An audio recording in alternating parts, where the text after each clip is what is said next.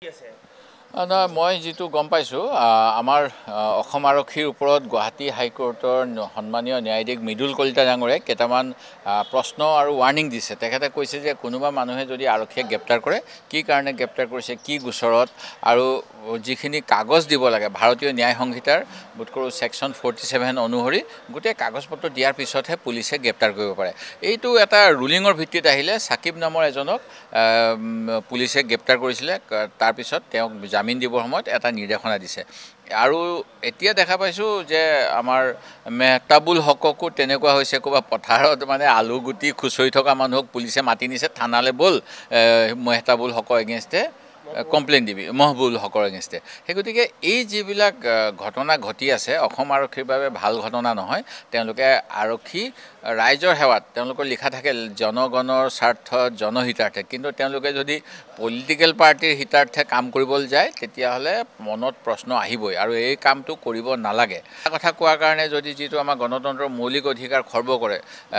মানে you have every right to disagree মানে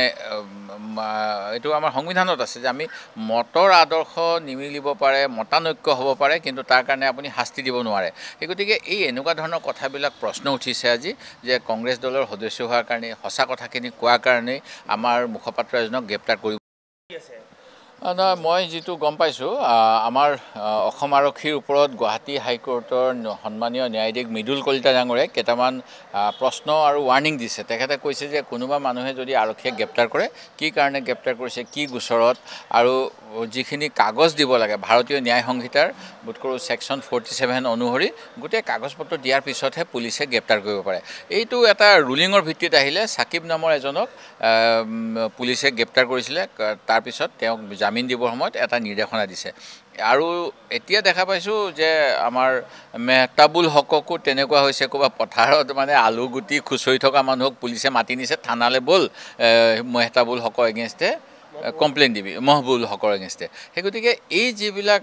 ঘটনা ঘটি আছে অসম আৰক্ষীৰ বাবে ভাল ঘটনা নহয় তেওঁলোকে আৰক্ষী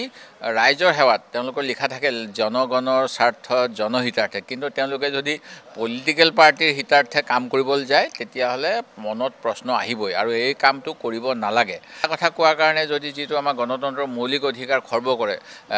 মানে you have every right to disagree মানে এটো আমাৰ সংবিধানত আছে যে আমি মতৰ আদৰ্শ নিমিলিব পাৰে মতানৈক্য হ'ব পাৰে কিন্তু তাৰ কাৰণে আপুনি শাস্তি দিব নোৱাৰে হেগতিকে এই এনেকুৱা ধৰণৰ কথাবিলাক প্ৰশ্ন উঠিছে আজি যে কংগ্ৰেছ দলৰ সদস্য হোৱাৰ কাৰণে হসা কথাখিনি কোৱাৰ কাৰণে আমাৰ মুখপাত্ৰ এজনক গ্ৰেপ্তাৰ কৰিব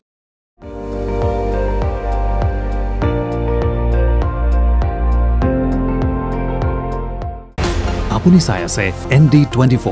সৰ্বশ্ৰেষ্ঠ নহয় সৰ্বোত্তমৰ দৌৰ